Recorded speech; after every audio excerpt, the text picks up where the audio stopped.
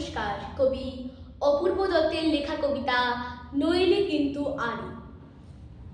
সকালবেলা ঘুম ভেঙেছে, মা বলল, শোনো, বাসে মুখেই 100 থেকে 1 অব্দি গোনো। 9টা নাগাদ খেলতে যাব। বাবা হাগে, বুবাই, আবুধাবির রাজধানী কি মাস্কাট না দুবাই? স্কুলে গেছি, ইংরেজি স্যার হেঁকে বললেন, এই ইউ টেলিস্কোপটা লিখতে গেলে কি আগে না ইউ?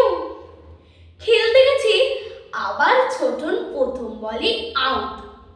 আম্পায়ারটা বলল, ওটা বেনিফিট অফ ডাউট। সন্ধেবেলায় শেখ লড়াই, বুদ্ধি আর বুদ্ধি। এমন কপাল, লোডশেডিংটা হয় না মাঝে মধ্যে। এত জনের সঙ্গে আমি একলা লড়তে পারি?